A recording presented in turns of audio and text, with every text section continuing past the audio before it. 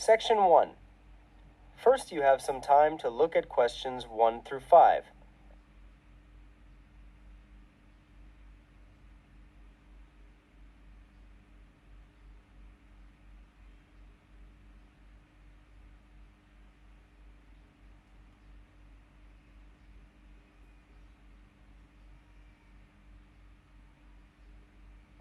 Now we begin. You should answer the questions as you listen, as the recording is not played twice. Listen carefully to the conversation and answer questions 1 to 5. School of Architecture, Professor Burt's office. Oh, good morning. I was wondering if you could give me some information about the forthcoming Architecture 21 conference. Dates, enrollment procedures, costs, that sort of thing. Well, the conference runs from the 18th to the 20th of October. 18th to the 20th of October. Oh, good. I'll still be here then. And, where exactly is it being held? Is it at the university, as in previous years? No, it's actually being held at the Pacific Hotel. We've rather outgrown the university conference facilities, so we've opted for this new venue. Right. Paradise Hotel. No, the Pacific, that's Pacific. Oh, right. And presumably we can get accommodation at the hotel? Yes, but you'll need to contact them direct to arrange that. I'll give you the number for hotel reservations. Have you got a pen ready? Yes, go ahead. It's area code 07 and then 9333 2266. And what's the registration fee?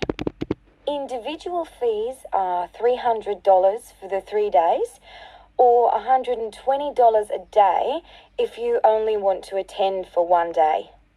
Are there any student concessions? There's a 50% concession for students, so that's $150 for the 3 days or $60 a day. And am I too late to offer to give a talk? Oh, I'm pretty sure you've missed the deadline for that. Oh, really? But I've only just arrived here in Australia. Is there any way I could have a paper accepted? Well, you'd need to talk to Professor Burt, the conference organizer. I can put you through if you like. That'd be great. Oh, and can I just check the spelling of his name?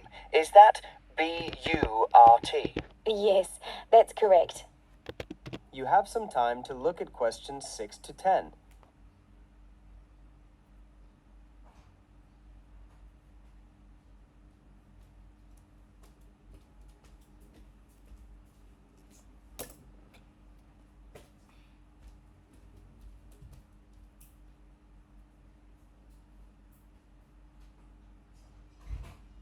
Now listen carefully and answer questions 6 to 10.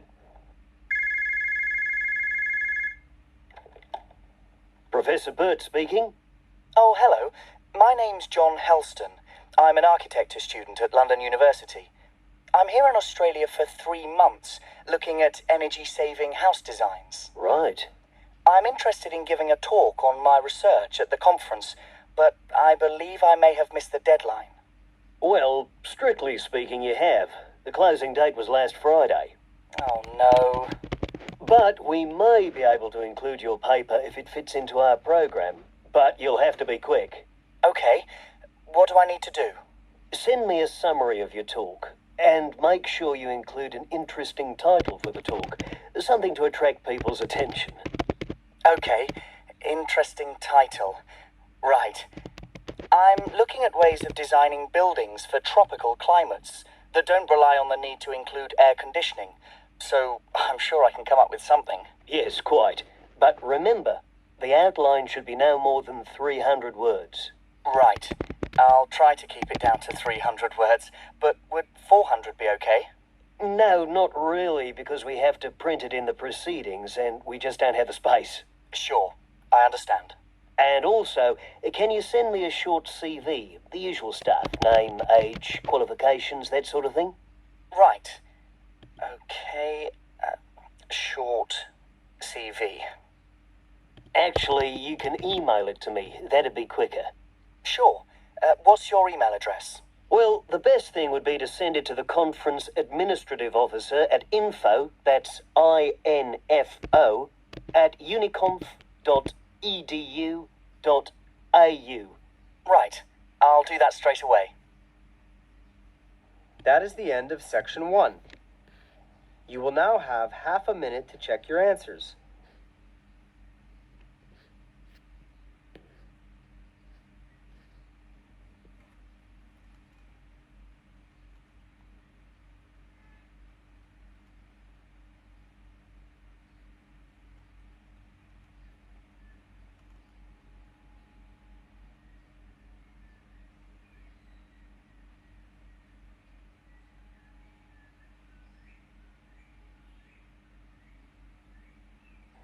Now turn to section 2.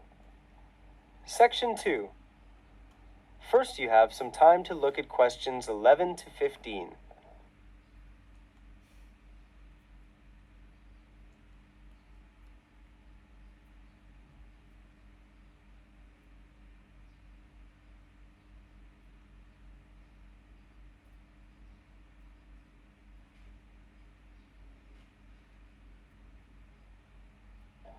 Now listen carefully to the short introductory talk and answer questions 11 to 15. Good afternoon, everyone, and welcome to Apsley House. My name's Henry James, and I'm the proprietor of this, I must say, wonderful old house. My staff and I will do all that we can to ensure that your stay here at Apsley House is both informative and relaxing. If you look at the schedule I've prepared, you will see that we have planned a number of different activities for you. But what I'd like to do today is to introduce the house to you. So let's first deal with the history of the house. Apsley House is known as one of the finest houses in England. It was originally designed and constructed by the Scottish-born architect Robert Adam between the years 1771 and 1778, and from day one was the office of the Duke of Wellington. Back then it was a private house, but in 1987 it opened to the public for the first time. The Duke of Wellington was an avid collector of art, and if you look to the room to your left, can everyone see that all right? Yes? Good. You will see a rather large art gallery. The viewing gallery is 90 feet long and houses a wide range of art from all over Europe. Until recently, the gallery was closed to the public, but I'm pleased to say that it is now open and you are free to visit anytime you wish. If you take a look at the schedule, you will see that I'll be talking to you about the gallery tomorrow after breakfast. So if you're interested in art, please be here by 9 o'clock for the talk. You now have some time to look at questions 16 to 20.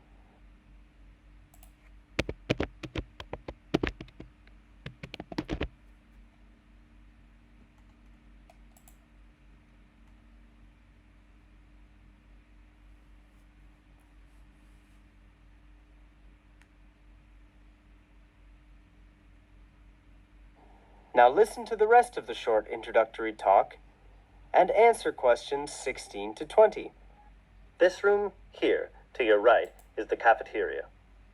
Breakfast is served from 7:30 to 8:30 a.m., although you can request breakfast in your room if you prefer. The dining hall serves a traditional English breakfast, although vegetarian food is available on request. Just let the kitchen staff know the previous evening. Outside, you will find a magnificent garden. A section of the garden was converted into a car park in 1990 to make way for the growing number of visitors. Nevertheless, much of it remains and is an ideal place for you to wander and enjoy the peace and quiet, or simply sit and read. There are a lot of animals in the garden, including birds, squirrels, rabbits, and not to forget Felix the cat. Now don't be alarmed if the animals come up to you. They are used to people and very friendly. Anyway, dinner will be served at 7, so in the meantime, please feel free to simply wander and enjoy the hospitality Apsley House has to offer. That is the end of section 2. You will now have half a minute to check your answers.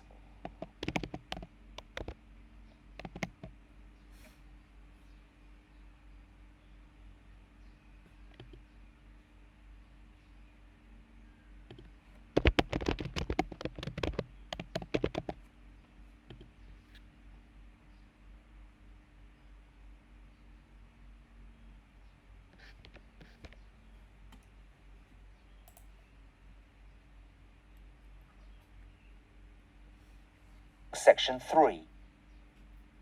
You will hear two students, Anna and Chris, talking about postgraduate courses in music. First, you have some time to look at questions 21 to 25.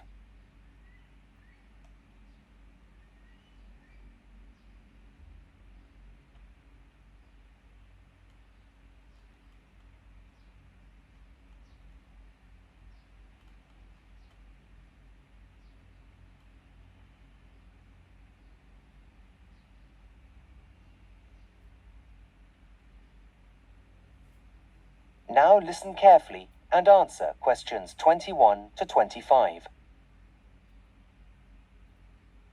Hi, Chris. What are you doing here? I thought you were supposed to be revising for your finals in the library. Yeah, well, I decided it was time for a break. I really wasn't being very productive, so thought I'd come and have a coffee and some fresh air to see if that'd help. What are you doing with all those prospectuses? Well, I'm trying to decide which university to apply to for my MA in music. The choice is really overwhelming. Well, that certainly is a big pile of prospectuses. Maybe talking about it will help you at least narrow it down. I've got some time, and to be honest, it'll be a welcome distraction from my dissertation. Great. Thanks, Chris. So far, the universities that appeal the most are the Academy in London, Leeds Conservatory of Contemporary Music, and the Henry Music Institute, which is also in London. I'm not an expert, but wouldn't the Henry Music Institute be the best, as it's the one that everyone's heard of? Well, yes and no. Leeds Conservatory of Contemporary Music is also pretty famous. And although the Academy in London is less well known, they've got some excellent modules on offer. But still, it's always good to have a well-known name on your CV, even if Leeds Conservatory of Contemporary Music and the Academy in London are good. What about the entry requirements? That might help you to make a decision. Well, funny you should say that, as I was just looking at them.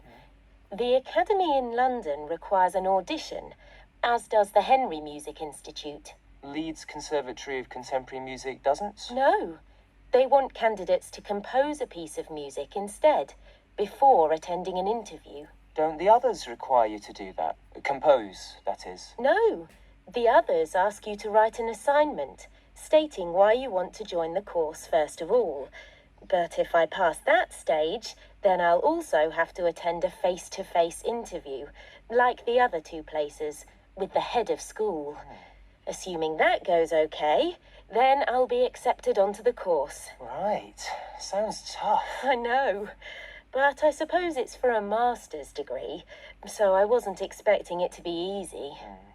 What about the fees? Are they all the same? Well, surprisingly, the fee structures are very different. Why's that?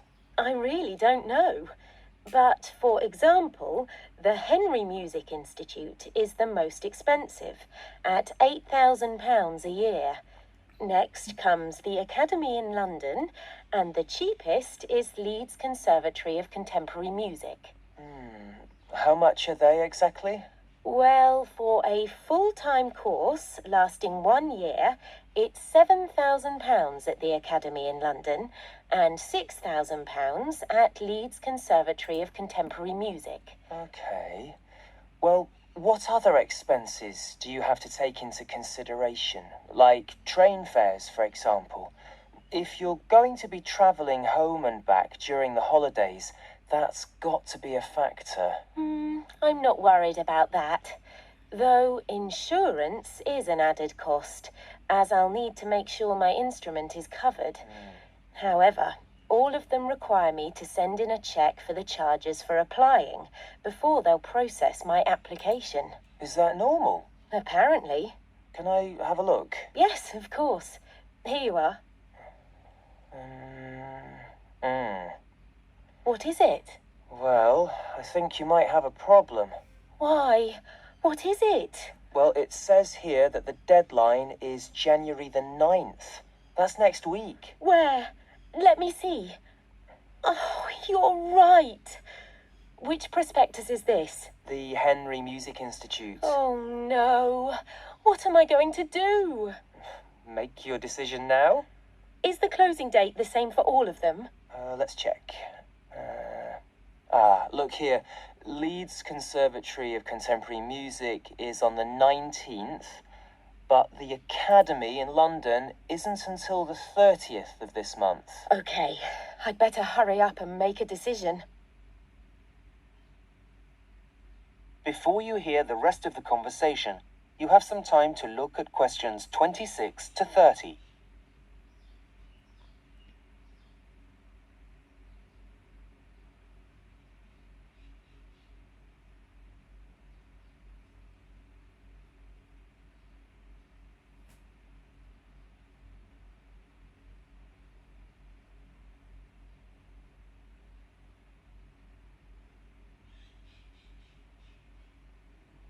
Now listen and answer questions 26 to 30. Right. Now, apart from those three colleges, I also wanted to have a quick flick through North Down colleges and the one from the James Academy of Music. Look, here it is. Facilities at North Down College. What does it say? Well, it has a library with a dedicated historical research section that's world famous. That's all very interesting, but it's not going to make me go there. Okay. The Academy in London has 4 campuses all around central London. They all have large common rooms, and there's one 24-hour cafeteria at the biggest site. That's nice, but for me, the most important thing is somewhere to practice. Yes, of course. Right, now, where did I see it? Okay, here it is. Look, now this is good. Leeds Conservatory of Contemporary Music has over 100 teaching and practice studios. What a luxury! Here there are only 10, and it's really difficult to find one empty, so I often have to play in the gardens. Oh, dear. Anyway, that's the past, and this place looks great. Well, what about the Henry Music Institute? Look, there's a new suite with the latest that technology has to offer, and a small museum dedicated to the history of music. That's really impressive. I don't think I'm really that interested in using computers while making music, so that's not a selling point, really. But look, this place is interesting. The James Academy of Music. It comes recommended by lots of people in the music industry, and all of its courses have a business element, as well as having a professional studio for recording albums. Wow, that sounds really cutting edge. So, are you any closer to making a decision now? That is the end of section 3. You now have half a minute to check your answers.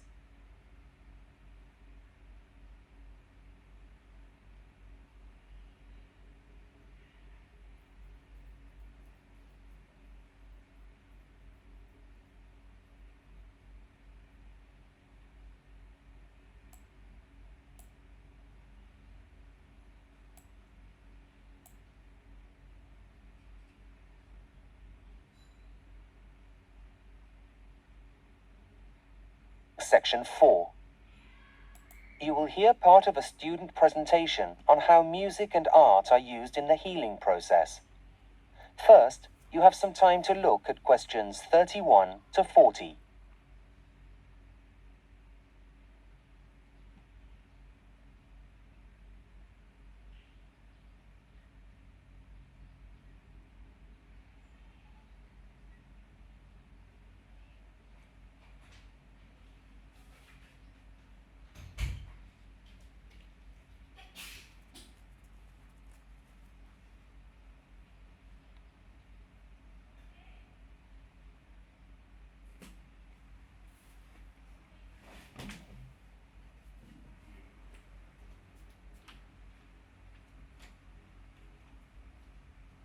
Now listen carefully and answer questions 31 to 40. Hello everyone. Before we continue with our lectures on the history of music and art, we'll be listening to Michael's presentation on how music and art are being used to help with the healing process in the 21st century. Michael, are you ready to begin? Yes, I think so. Thanks, Professor. Right, good morning all.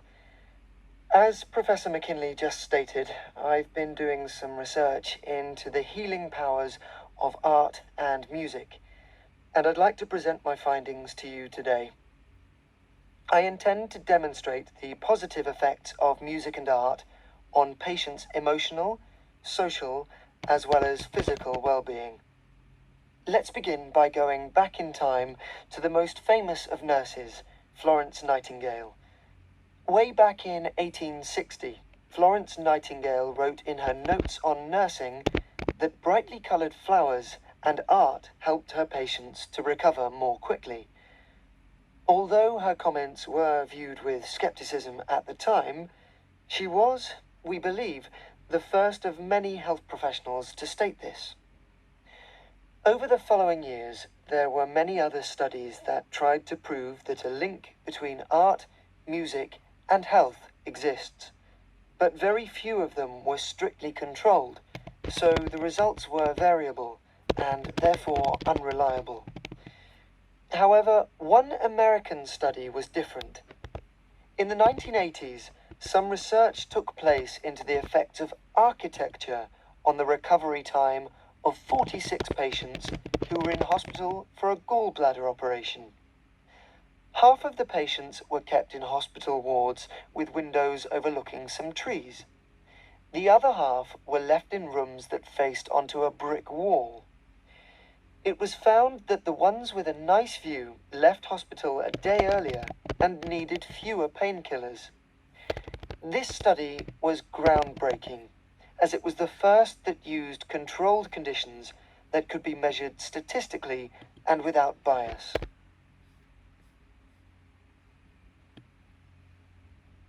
Now, I'd like to bring you up to date and take a closer comparative look at 3 research projects on 3 very different types of patient.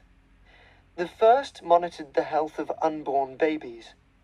In the study, which took place at a hospital in London, babies were played live music and their heart rates were monitored. A healthy baby's heart would beat around 110 to 160 times a minute.